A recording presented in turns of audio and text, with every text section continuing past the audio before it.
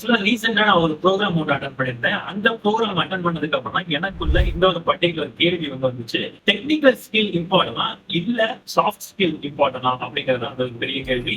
இந்த கேள்வி நிறைய பேருக்கு இருக்கும். நான் இதே கேள்வி உங்ககிட்ட கேட்டேன் அப்படின்னா நீங்க சொல்ற மிகப்பெரிய பதில் என்னவா இருக்கும்? டெக்னிக்கல் ஸ்கில் தான் இம்பார்ட்டன் அப்படின்னு சொல்லுவீங்க. பட் டெக்னிக்கல் ஸ்கில் இம்பார்ட்டனா இல்ல சாஃப்ட் ஸ்கில் இம்பார்ட்டனா அப்படிங்கறத நம்ம இன்னைக்கு இந்த வீடியோல பார்க்க போறோம். சோ நான் ஏற்கனவே சொன்னது மாதிரி ரீசெண்டா ஒரு ப்ரோக்ராம் அட்டன் பண்ணிருந்தேன். அந்த ப்ரோக்ராம் பத்தி ஒரு ரீல்ஸ் கூட நான் இன்ஸ்டாகிராம்ல போட்டிருக்கேன். அந்த ப்ரோக்ராம் நான் என்ன ஃபீல் பண்ணேன், நான் என்ன கத்துக்கிட்டேன் அப்படிங்கறத அந்த ஒரு பர்டிகுலர் ரீல்ல நான் சொல்லிருக்கேன். பட் இந்த பர்டிகுலர் வீடியோ நான் என்ன சொல்ல போறேன் அப்படின்னா அந்த ப்ரோக்ராம் கத்துக்கிட்ட ஒரு particular concept interest going to explain to you. So நான் டெக்னிக்கல் ஃபீல்ட்ல இருக்கேன். ஆர்டிஃபிஷியல் இன்டெலிஜென்ஸ் அப்படிங்கறத பத்தி நிறைய வீடியோஸ் போட்டுட்டு இருக்கேன். அதனால தான் அது ரிலேட்டடா சாஃப்ட் ஸ்கில் இப்போ நான் உள்ள கொண்டு அது ரிலேட்டடா ஒரு வீடியோ மேக் பண்ணலாம் அப்படின்னு சொல்லிட்டு this video. So basically technical skill important, soft skill important. ஒரு few years back இந்த பர்டிகுலர் ரிசர்ச் ஒரு கார்ப்பரேட் கம்பெனில ஆர்கனைஸ் பண்ணிருந்தாங்க.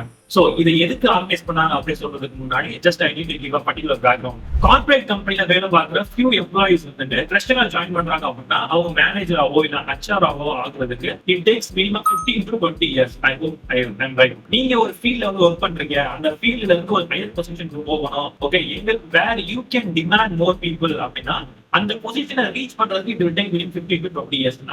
So இப்ப there are most number of people who take 15 to 20 years and reach the same field. But அதே ஃபீல்ட்ல இருக்கிற few members ஒரு 5 to 6 years of timeலயே அந்த பர்டிகுலர் பொசிஷன் ரீச் ஆயிடுவாங்க. உங்களுடைய ஃப்ரெண்ட்ஸ் இல்ல ரிலேட்டிவ்ஸ்ல யாராவது ஒரு ஆள் கண்டிப்பா இந்த மாதிரி ஷார்ட் டேர்ம்ல அவங்க பெரிய பொசிஷனுக்கு போயிருப்பாங்க. நீங்க ஜஸ்ட் ரிஃப்ளெக்ட் பண்ணி பார்த்தீங்கன்னா உங்களுக்கே தெரியும். உங்களுடைய ஃப்ரெண்ட்ஸ் இல்ல உங்களுடைய ரிலேட்டிவ்ஸ் இல்ல உங்களுடைய கூட பிறந்தவங்க யாராவது ஷார்ட் ஸ்பேன் ஆஃப் டைம்ல ஒரு ஹையஸ்ட் பொசிஷன் ரீச் ஆயிருப்பாங்க. ஆனா நீங்க நினைப்பீங்க என்னப்பா 2 பேரும் ஒன்னாதான் ஜாயின் பண்ணோம், ஆனா நீங்க ஒரு 5-6 இயர்ஸ்லயே பெரிய ஆள் ஆகிட்டேன், நான் வர இன்னும் ஃப்ரெஷ்ஷா ஜாயின் பண்ண மாதிரி அந்த பொசிஷன்ல அப்படியே தான் இருக்கேன் அப்படிங்கிற மைண்ட் செட் நம்மளே நிறைய பேர் டிஸ்கஸ் பண்ணிருப்போம். இது எதனால அப்படிங்கிற கேள்வி உங்களுக்கு இருக்குதா? அப்கோர்ஸ் நீங்க டெக்னிக்கலா ரொம்ப ஸ்ட்ராங்கா இருப்பீங்க, அவர் ரொம்ப டெக்னிக்கலா ஸ்ட்ராங்கா இருப்பாரு. பட் ஆனா அவரோட growth ரொம்ப ஃபாஸ்டா இருக்கும், உங்களுடைய growth அடியானதா இருக்கும். சரிங்களா? இந்த பர்டிகுலர் கான்செப்ட் மைண்ட்ல வச்சுக்கோங்க. சோ இந்த மாதிரி ஏன் நடக்குது அப்படிங்கறத நீங்க நினைச்சு பார்த்திருக்கீங்களா? சோ நினைச்சு பார்த்திருந்தீங்கன்னா என்ன நினைச்சு பார்த்தீங்க before I could answer you. நான் ஏற்கனவே சொன்னது மாதிரி இந்த ஒரு particular concept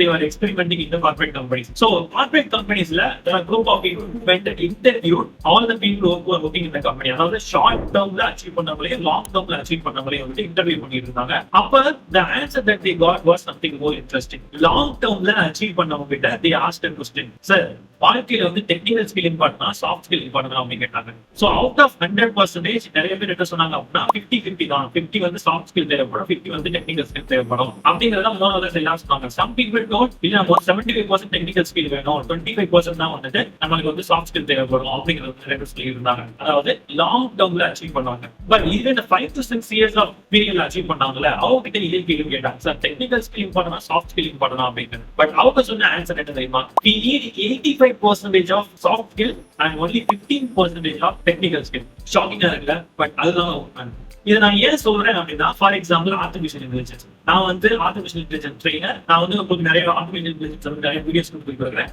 as well as ஐ அம் டேக்கிங் ட்ரைனிங்ஸ் இன் காலேஜஸ் அதெல்லாம் நிறைய ட்ரைனிங்ஸ் எடுத்துருக்கேன். பட் இதுல நான் கத்துக்கிட்டது என்ன அப்படின்னு பாத்தீங்க அப்படின்னா, ஆர்டிஃபிஷியல் இன்டெலிஜென்ஸ் அப்படிங்கிற concept it's a technical concept.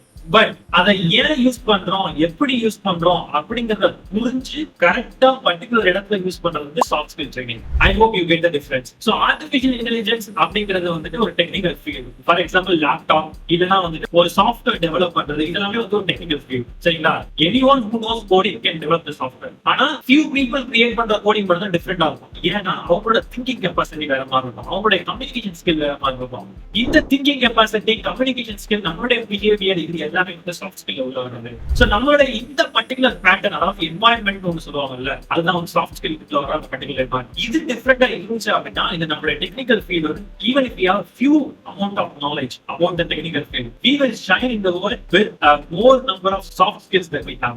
I hope I believe to understand the difference between soft skill and technical skill. So இந்த பர்టిక్యులர் கான்செப்ட் நீங்க என்ன நினைக்கிறீங்க மறக்காம கமெண்ட் செக்ஷன்ல சொல்லுங்க. சோ டெக்னிக்கல் ஸ்கில்னா என்ன, சாஃப்ட் ஸ்கில்னா என்ன அதை எக்ஸ்பிளைன் பண்ணிருக்கேன். உங்களுக்கு வேற ஏதாவது டிஃபரெண்ட் ஒபினியன் இருந்துச்சுன்னா feel free to explain in the comment section. But இது போக நீங்க எது பிரையாரிட்டியா இருக்கும், எது வாழ்க்கைக்கு ரொம்ப முக்கியத்துவமா இருக்கும் அப்படிங்கறத நினைக்கிறீங்க மறக்காம கமெண்ட் செக்ஷன்ல சொல்லுங்க. Thank you guys. See you in the next video.